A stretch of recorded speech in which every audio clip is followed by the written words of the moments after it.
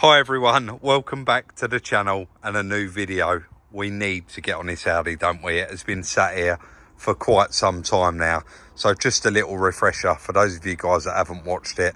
Very, very light impact on the front where it was hitting the back and pushed into another parked car.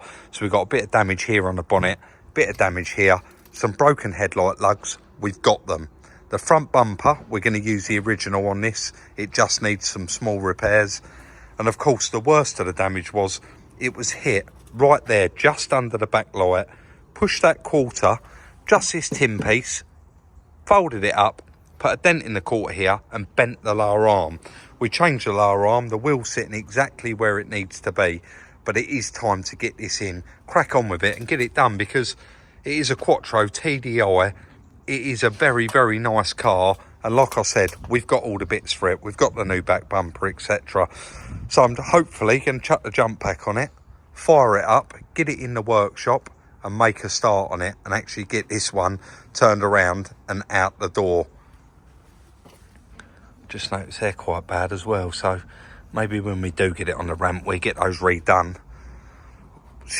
Silver or the grey colour that they are, I really don't know. They'll probably look really nice and bright in silver, won't they? And the original colour would have been silver. I believe this car is a black edition though, so did it have black wheels? I don't know. Let's get it fired up. First car on the new ramp jig, exciting times. Nothing really more to add on this bit apart from I whip round, undone the battery because we're going to be welding on the dent puller and of course that would wreck the ECU. So always disconnect the battery, having a little sort out and we're ready to go with it. So first car on the new lift. We think we've done it right. It is quite self-explanatory. Give it a go, mate.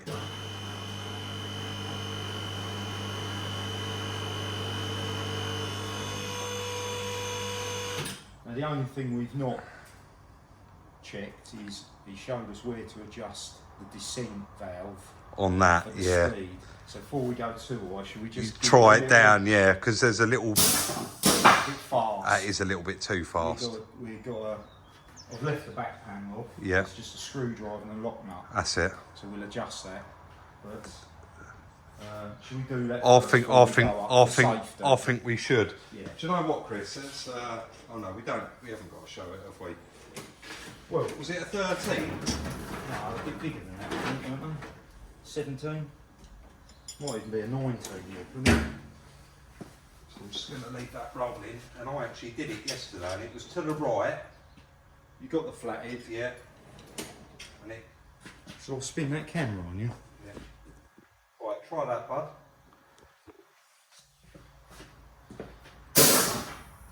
You have to go. That's it. That's better. Is that too slow or is that alright? No, that's fine. Right. We'll go with that.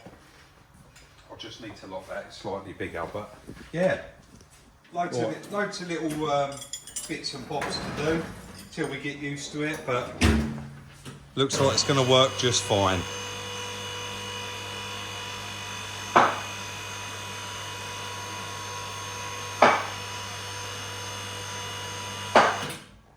Yeah, lovely working on it as well. Well, I can go wherever you want, but yeah, that's probably actually a bit too high, isn't it, for what I've got to do on this quarter? Yeah. But yeah. Let's get everything prepared and ready to go. So straight in here, when we bought this car, every time I bought parts for it, I've just been piling them inside it. So while Chris was prepping himself there for what he was doing, I was emptying out everything that was inside it, getting the headlights out, ready to do those lug repairs on them, while Chris cleaned up the quarter there with a whippy wheel in the area that he's working in. So straight in with a porta power, and he's actually got the back foot on that there. You can see he's just resting it on the back and pushing out that edge, trying to get it as close as he can, tapping it there with his hammer, just trying to get that line perfected around the light. It's a very, very awkward place to be working, especially where the light's going to go. Chris has moved on to the little dent pullers. So these are little tacks that weld on, and he's got a little handle there that spreads the load. Screw them on, squeeze down on it and pulling out some of those imperfections that are left in there after he straightened up that edge. Just trying to, so it's got the bare minimum of filler in there, getting as much of the damage out as possible. Chris just said there, so much nicer to now have the option, actually, it is an option, to go up and down while you're working on the car, because normally once it's on the jig, you're fixed there. You're fixed at that height, which wasn't the end of the world, but this is making life so much easier. So really getting there with the shape of that now. A little bit more fettling to do there, and then going to move on to this bottom section here. But overall, mate, quite nice work to do. Yeah, quite quick, really. Shouldn't be too long, should it? Oh, I think you've got a new backlight for it. I've got a new backlight in the box. Unfortunately, I had that up soon and see how close we are. Oh yeah, because you've got your line, they go right round, don't they? So we are getting there with it. There was a couple of little brackets actually Chris noticed was broke there. I've rung up TPS, that's going to be here tomorrow, and 2 little tiny brackets on the front. I've just been messing around putting new headlight lugs on, so that one wasn't actually broken, but this one here was, and it was quite, you can see where it folds round underneath that, and then you just put the 2 screws in. Probably easier for me to show you over at the bench with the 2 that I haven't actually had to use. So there's your top one there, and you can see sorry it's blurry, the 2 screw holes in there. So you just slide it in, there's a little tiny bit to Dremel out, and then that goes straight on, no problem at all. So yeah, I used one of those and 2 of the other little ones. So that's both for the headlights saved with a bit of luck. That one there, and of course I've changed that one there. And you can see where it snapped off in there. I did Dremel it out a little bit, but that's perfectly usable now, and we can reuse that. So let's carry on with it. Hopefully get that done. So he's quite happy with that there, and moving on to the under arch there, and watching this bit come out is fantastic. You see it was all folded in, and I do show it later on in the cut-in. It's just unbelievable how Chris got it out, and it never looks like it's moved from its original spot. It speaks for itself, guys, doesn't it? Chris knocked it out the park as usual. Look at that. I mean, it's absolutely perfectly back where it was, and plenty of strength in it as well. What we have decided, while Chris was doing that, getting that right, he did notice there was a little bit of a dent here as well. So he's actually stripped out the inside and got that all back, sitting exactly where it should be. And of course, it's going to need some more seam sealer on there, little bits of seam sealer on it, of course, after it's primered. While he was doing that, I've removed the wheels, and what we've decided, I've just actually rung and spoke to Stuart, who we bought this car off, and that is Stuart that's been doing my Series 1. This was his daughter's car when it got hit, and I said, did you have the wheels done silver, grey rather? And he said, no, Rob, that is standard for the black edition, which that is. But me and Chris just said, how much brighter and nicer would that car look after it's been painted with a lovely, nice, bright set of silver wheels on it? You can never go wrong with silver. I'm not that keen on a grey car with a set of grey wheels or black wheels. It just looks too dark and horrible, doesn't it? Yeah. So I'm going to throw them in the boot of the car, boot of the van rather, already unloaded, and whip them over to JW Smarts. And Chris, unfortunately, can't do his final fettle on that because I never ordered the bracket, and it's going to be here tomorrow morning. Let me just move your side, mate, because you've got no mics on. There's a plastic, I don't know if you've mentioned it. I haven't, yeah, no. A plastic bracket goes in here that the bumper meets and the head and the tail light meets. So we need that bolted on, really. Yeah, and then we can try the light, try the bumper, yeah, etc., etc. So I think we are literally waiting on TPS, and it's not going to be here in the morning, until the morning. So I might have a little play with the bonnet while you take the wheels. Yeah. Can't do too much because same thing, we need the brackets that hold the headlights in. I better show them in case I haven't. So these 2 little brackets, you can see one bolt up here, one down there, and then there's one right there, and they're actually both broken. I didn't realise that fell out when I knocked it earlier. So I've ordered both of those brackets as well, and they're going to be here in the morning. But like Chris said, he wants to get the headlights in there and get that bonnet bang on because we're trying to save it. So I guess we'll let Chris do that, and I'll run over and drop these wheels off. Chris cracked it there. As soon as those new brackets arrived, you can see he's bolted them on, got them into place, and then that allowed him to actually get that line for the light. But can you see that right round that edge, guys? Absolutely perfect. Unfortunately, you've got to have the lights out to fit the bumper, so he's going to move on now, get the bumper fitted, make sure that everything here is perfect, put the back lights in even, shut the boot, have a good look, make sure everything's 100% all perfect, and then he can move on to prepping everything and getting it ready. And then of course we need to move on to the bonnet. Those other little brackets have come in. Here they are. Those little brackets I was on about yesterday. We can get those fitted because the headlight actually mounts to those, and this slides into the front bumper. So we get them mounted and get on with it. But fingers crossed, getting there with it. We can get this one all prepped up and ready for some paint. Shame about that bumper, slightly the wrong colour, but that's going to work perfect, isn't it? Right, let's carry on. On with the bumper there and then straight back off. Again, this bumper didn't come off of a TDI, so this come off of a twin exhaust. That to remove the bottom part of the bumper there. We've got our original, it's going to be fine. So on off with the bumper there and the bracket, getting that perfected. The bumper goes on before the back light goes in.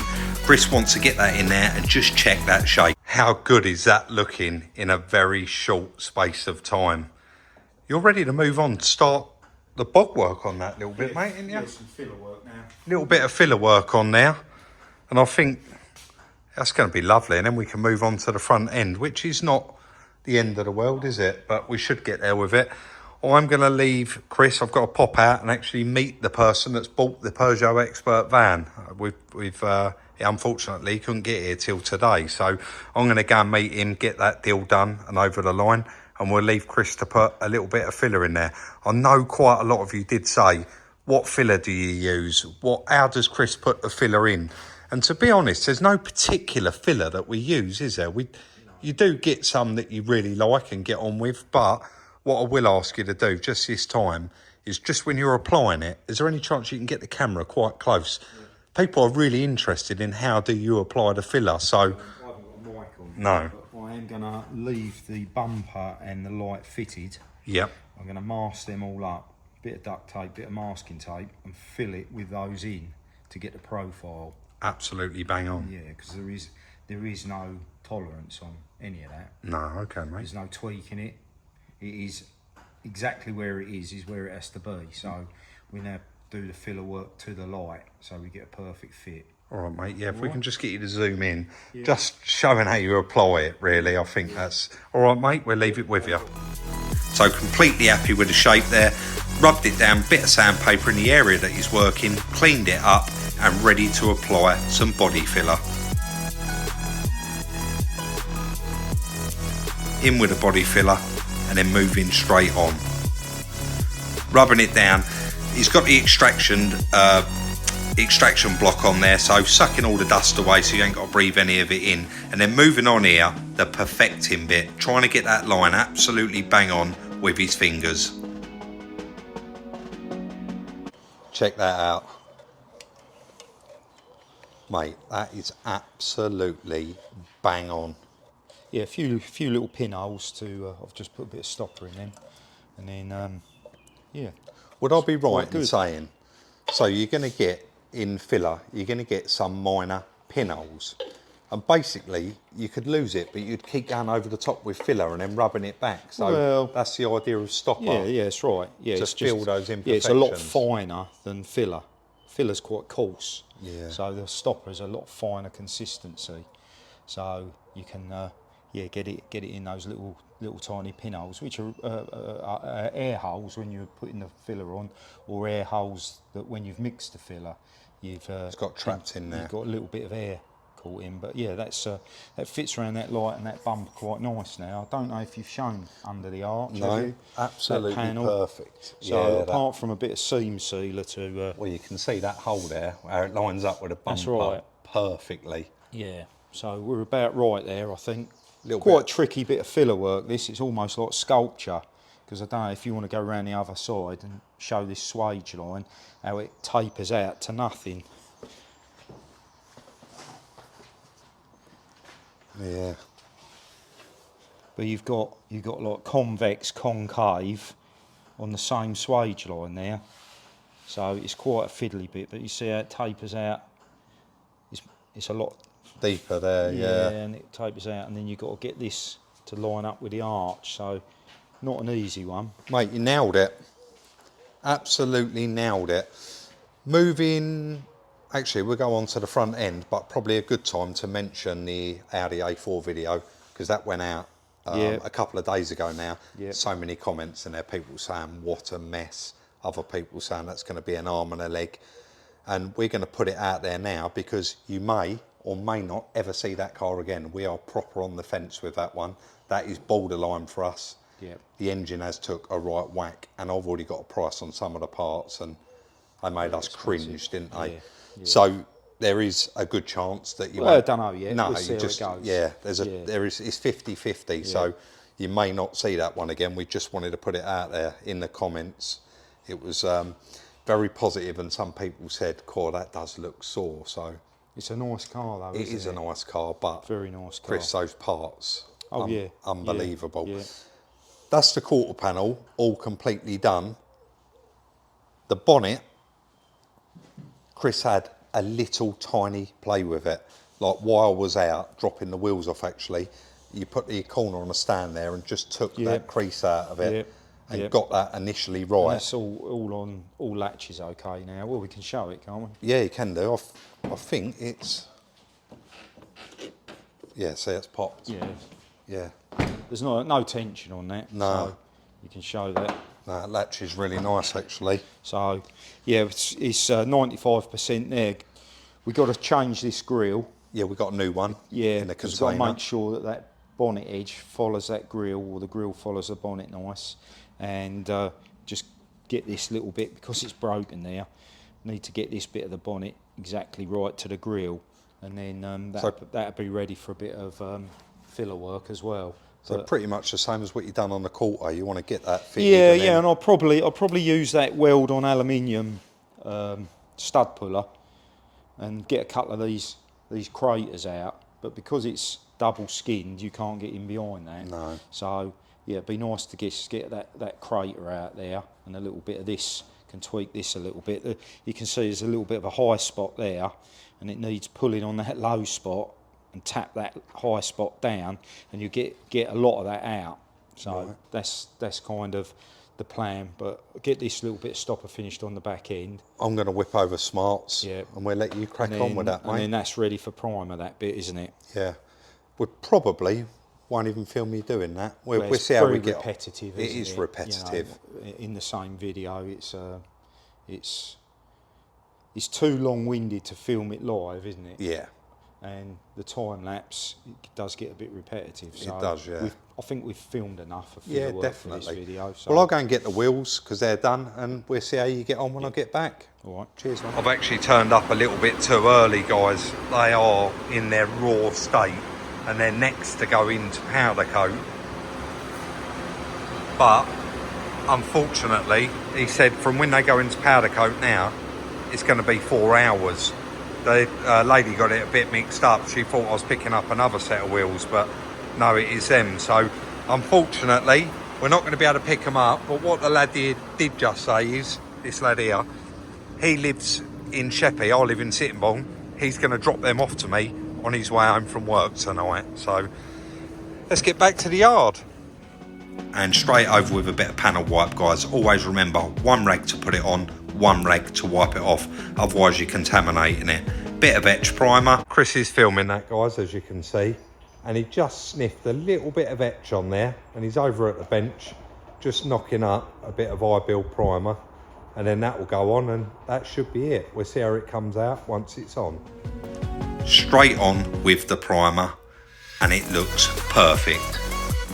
So that's that one pretty much repaired, guys. That was the worst of the damage. I think the bonnet's going to be a fair bit of work, but that quarter panel there, that took some saving, even though it didn't look that bad.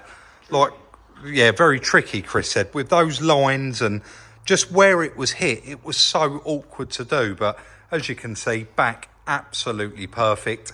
Already got the guide coat on there, so we'll be moving on, getting that flatted off. I've explained what that guide coat is for before, but for those of you that don't know, it is to highlight the low spots and obviously the high spots. They will all come out when you flatten that off. So we'll be moving on to the front, and then this one will be going off up to the paint shop. It's another one turned around and done, because we bought it from the owner, we have got the V5 for it, all of the books for it, both keys, we've got everything for it. So it'll pretty much be get it out the paint shop. And anyway, I don't want to ruin the next video. There will only be one more video on this.